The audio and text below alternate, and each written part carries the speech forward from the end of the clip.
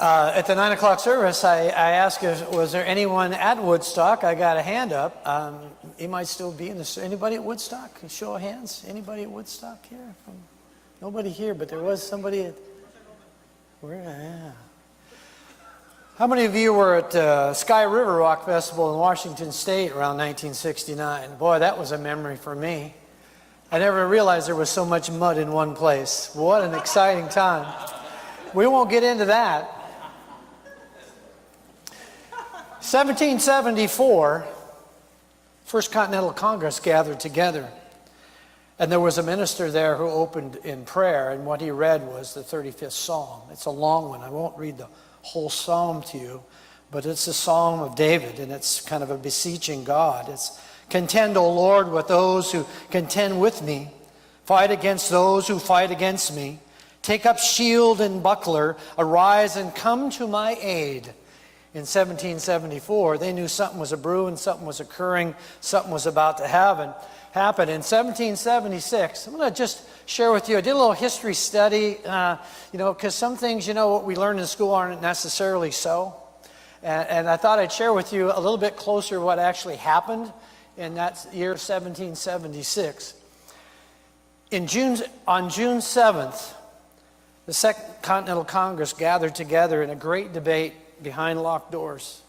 And the debate was whether we were going to write a Declaration of Independence, and gave this letter to King George III. And so the decision to write the Declaration of Independence was actually made on June 7th, 1776.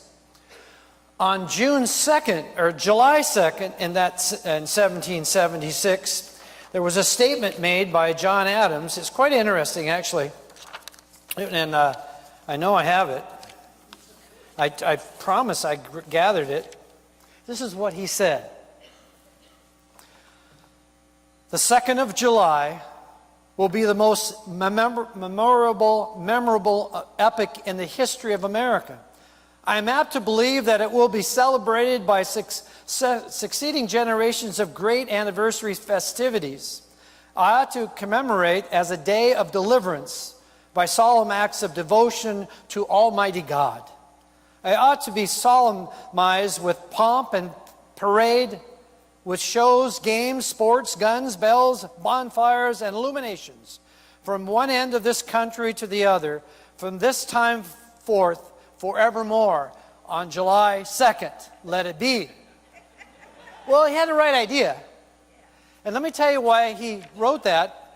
Because on July 2nd is when they took the vote to declare that they were separate from England.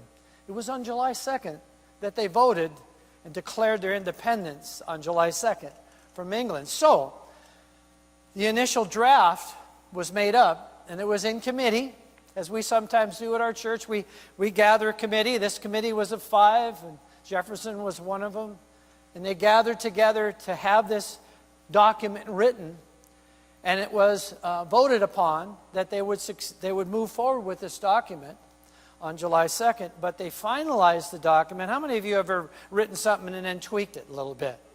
So because there was some conversation that came about in that meeting on July 2nd that said, "Oh, no, this would be better. Let's tweak this. Let's add this sentence." I'd love to have an idea, a conversation about what they added, what they took out, but on July 4th is when Declaration of Independence was dated.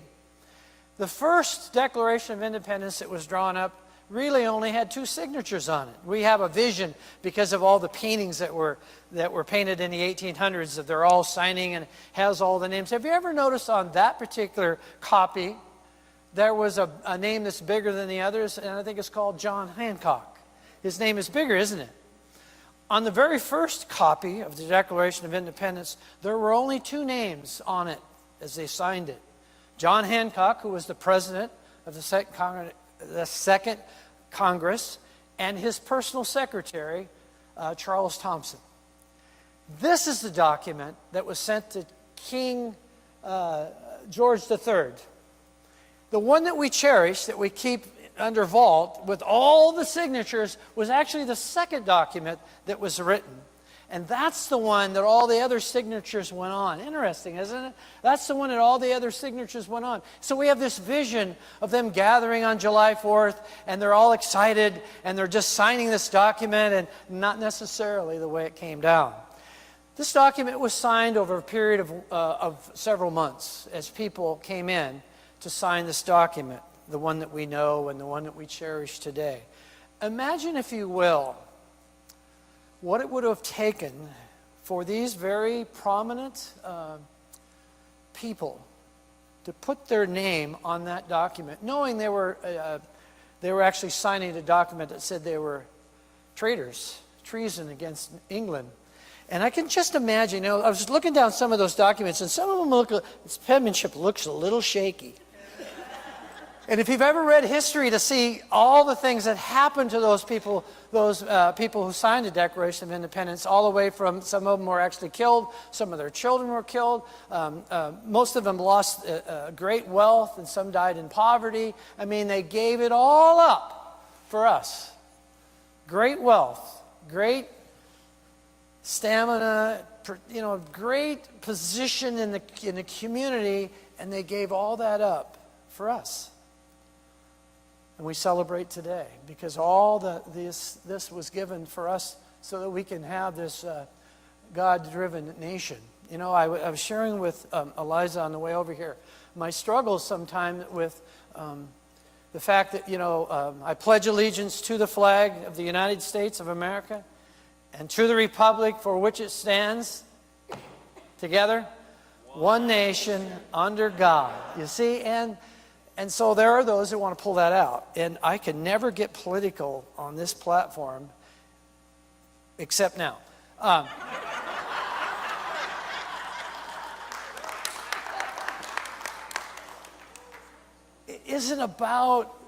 This country isn't about separating from God. This country is about separating from religion. That the ruling body not be stuck in any camp of religion. It isn't about God, it's about religion. And so they came to this country, the original, from England they came, and from all over Europe they came because they wanted to practice and worship in their own way. And so it wasn't about, this country was never about escaping the presence of God.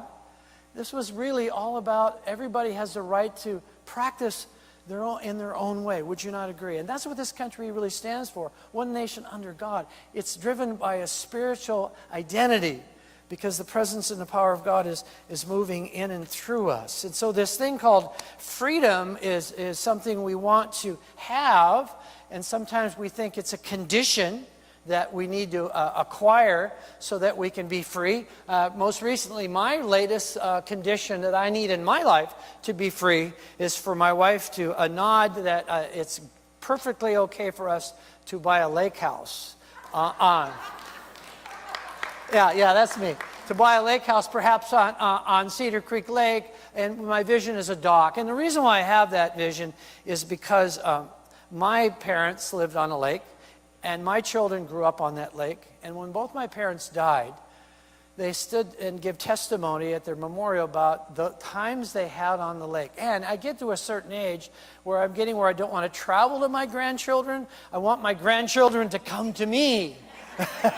And so the way you can get grandchildren, and I know this to be true in my history of my own life, the way you can get grandchildren to come to you, and they come to you in all ages, the little ones, the teenagers, the college ones, even the ones with their own families, if you have a lake place with a dock, and the dock has a lift for a power boat, a lift for a pontoon boat, a lift for 2 ski jets, a play deck with a slide, a diving board, they will come.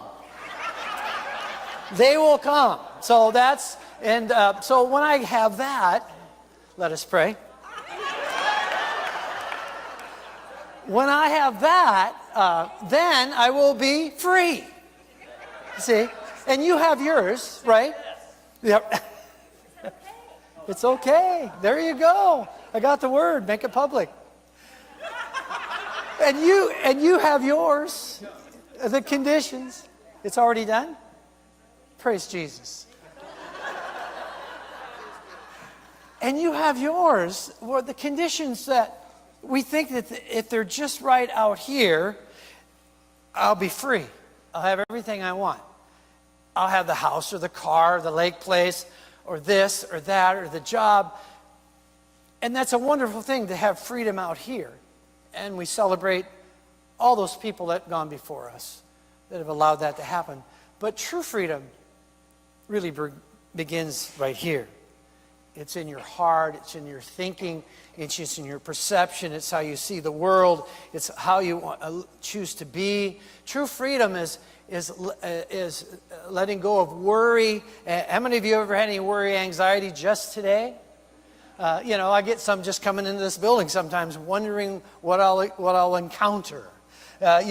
Things in the wrong place or whatever happens. So, let me just give you a little tip of advice, and I've probably given it to you before. If you need to worry and to be anxious, worry about something that's actually real in your life, because most of our worrying is about things that haven't taken place yet. Do you sense that? I mean, if you have to worry, at least worry about something that's actually happening in your life and not something you make up that could happen down the road. But so if we're worrying and we're anxious, have we lost our freedom to be all that we were created to be? Absolutely. How many of you have ever heard the phrase, resentments make you sick, will keep you sick? How many of you ever had resentments toward another person, place, thing, even an animal, perhaps, who might have bitten you? Mosquitoes? They got me. On the 4th of July, they got me. They got me. But resentments will do what? They will hold you back. They will keep you in bondage. A great chapter in our basic textbook at Unity, besides the Bible, is Lessons in Truth. The first chapter is liberty or bondage, and it really is you choose how you choose to live your life. What you choose to think about, thoughts held in mind produce after their kind. You choose your thoughts regardless whether you're sitting on the dock of your lake place or not. You choose your thoughts. And so judgments are another one. It's my worst enemy. How many of you have had judgments about anything or any time, about situations in your life? People do the craziest things, don't they? People are just sometimes out and out goofy in what they do. And rumor has it that Dallas drivers are the worst in the nation, and I would have to probably agree with that. None of you. But every time I'm out on the road, I see something new I've never seen before. I've seen people come out of parking lots, cross 4 lanes to make a right-hand turn right in front of cars. I've seen people do things I've never seen before in my life. In Dallas, people do crazy things. The number one thing that will keep you in bondage is unforgiveness. When you don't forgive and let go. When you don't forgive. And most importantly, have you ever noticed it's easier to forgive others than yourself? Yes. To forgive yourself. I'll tell you a quick story about a lady who was in my life. I went to ministerial school. I started my journey in May of '85, and school started on my birthday, actually, July 17th of that year. I was a little early. I happened to meet a lady who was graduating from seminary that year. Her name was Harriet Fudge, and she was from Detroit, Michigan. And I will never forget her as long as I live. And I had a kind of that heart connection with her and was with her long enough to hear her story, an amazing story. And the first thing I thought of after I heard her story, I said, wow, they let felons become Unity ministers. I want to share with you her story. She had a thing going on quite some years before that where she was doing a scam where she could get Social Security checks from deceased people. I don't know how she did it. I didn't ask her. And it was quite a gig for her, except it's against the law. You knew that, didn't you? So it's against the law. She knew that. She got caught. She was arrested. She was tried. She was out on bail awaiting sentencing. And in that period of time, she found out her 21-year-old daughter had been diagnosed with stage 4 cancer, was in a hospital, and she was dying. She found herself in the hospital, and again, in a bad way. And while sitting in the waiting room this one particular day, she picked up something to read to take her mind off the situation. And you can imagine, her daughter's dying of cancer. She's about to be incarcerated for she didn't know for how long. And she picked up a little magazine called The Daily Word, which is an inspirational magazine that we at Unity publish. And we read the Word for the day every time we gather. And she picked it up, and she picked it up and opened it up for the particular day. And what it was on life. And it talked about how life was a divine idea from God. And she picked up on the same energy and awareness that Myrtle Fillmore, our co-founder of the Unity Movement, picked up on. And she picked up on it to such a degree, it entered every cell in her body, and she knew it. And she prayed with her daughter. If you've ever prayed for someone that you deeply care about, could have be a daughter in my case, could have been a loved one that was actually on a critical, could come or go, and you find yourselves on your knees, and I always called it let's make a deal, God. And I was, I'll do anything you ask, please let her live. And so what she did is in that moment, she touched the hem of the garment. And she touched the hem of a garment not only for herself, and she began the process of forgiving herself, but she touched the hem of the garment for her daughter. And within days, her daughter was healed from cancer and walked out of that hospital with all the doctors going like this. What in the world just happened here? Shortly thereafterwards, she found herself in court, and she was sentenced to 7 years in prison, in a federal prison. But here's the deal. She was free. About to be incarcerated for 7 years, and she walked in there with a smile on her face, a song in her heart, and a twinkle in her eye because she was free. And she lived her life in that manner in those 4 years she served. And by the time she was in her last part of her sentence time in prison, she was coming and going. She was doing talks. She was doing motivational talks in other prisons. She was revered by not only the other inmates, she was revered by the guards and the people who run the institution. She was amazing. And she made a decision. God said, you're going to be a Unity minister. She went off to college and graduated. She was accepted into our urban school at Detroit, which is a 4-year part-time program. Came to join the class of 85 and with those students in Unity Village for a year, and graduated and became a Unity minister. Here's the deal. Back in those days, in those 80s days, first of all, if you were a woman, perhaps, in ministerial school, no open-toed shoes. Not too much jewelry. That's got to go, Eliza. Guys had to wear their hair a certain way. We wore a tie and a sport coat to class every day. That's the way it was. If you wanted to get into ministerial school in those days, you needed to let them know you wanted to be what was called a pulpit minister. You know what that is? That's a minister who stands behind a pulpit. I'm a pulpit minister. Eliza is a pulpit minister. If you wanted to start a ministry, something other than an alternative ministry, she had a dream and a vision to start a halfway house for inmates coming out of prison that needed a place to stay, and she couldn't say a word. Because had she spoken that word, they would have never let her in school, and they would never graduated her. She had that relationship, that awareness just with the Holy Spirit, and she kept that thing alive. And when she graduated, she went back to Detroit and opened up a very successful halfway house for inmates coming out of prison when they had nowhere to go. She was my hero. Went from being a felon, convicted felon, and she was free in prison and free to do what God had guided her to do. We have that power within us. The things that we need to do is beware of the fact that worry, anxiety, resentments, judgments, unforgiveness all bring us to a place that we need to begin to do something different. And the number one thing you can do different that's going to allow you to transform your life is to be grateful. You know how that works? I used to go to some meetings occasionally, and they were open meetings, and somebody would just say, let's do a gratitude meeting. I'd say, no way, I don't want to do that. I hated gratitude meetings because I still wanted to whine. And I wanted to complain, and I was still stuck in my victim role. They did it to me. I wanted to tell my story. I wanted to whine. And they would say, let's have a gratitude meeting. And what I knew about a gratitude meeting was I would always come to a better place and feel more comfortable in my own skin and I begin to give thanks for all the blessings in my life. Feel that? And when you do that and you start counting the many blessings in your life, it frees you up. And so what we're doing here at our ministry is starting with a project that we've came up with. Several in the church came up with an idea.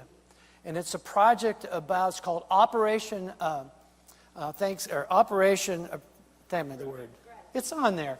Operation Gratitude. I want to say Thanksgiving. Operation Gratitude, and it's an appreciation to our vets, specifically our vets who have served us that are in the hospital at Vets Hospital in Dallas. And it's a simple project. We've got out in the foyer, we have a table set up. Ann's out there, Betty's out there to show you how you can help out. It's basically shoe boxes full of gifts and toiletries, and there's a list of things that you can provide that will gather. We're planning on running this for quite some time. We're going to run it all the way to Veterans Day, which is November 11th.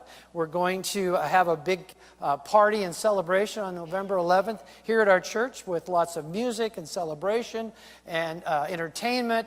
And so I want you to participate, because not only for yourself, but also to give thanks for all the vets and all the people who have given so much of their lives to this country to bring us this place 238 years later after 1776. So if you are a vet, I would like to ask you to stand so we can appreciate you. All the vets, I'm standing. All the vets in our house, are there any vets in here?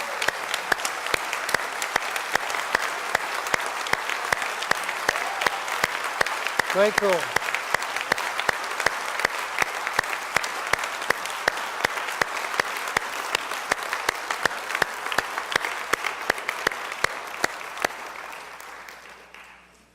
I'm looking for Kay Lynn. Is Kay Lynn in the house? Kay Lynn's right here. Are you with your dad? Can I just can I ask your dad to stand for a minute if he's able to? I want to have him stand. I want to give some energy to him. This is one of our Marines who survived Iwo Jima. Yep.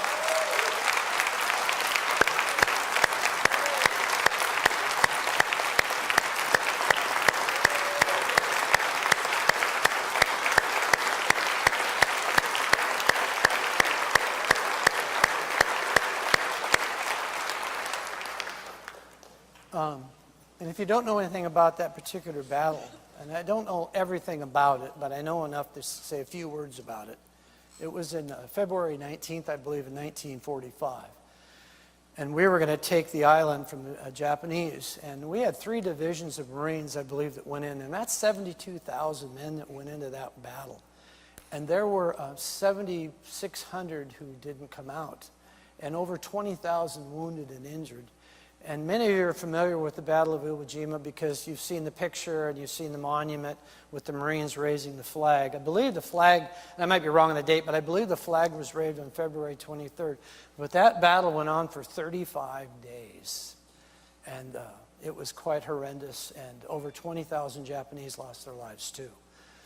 So for you, thank you so much for honoring us with your presence today. And for all of us, we can honor our vets by participating in a simple gesture of filling our boxes to our vets who are in the hospital.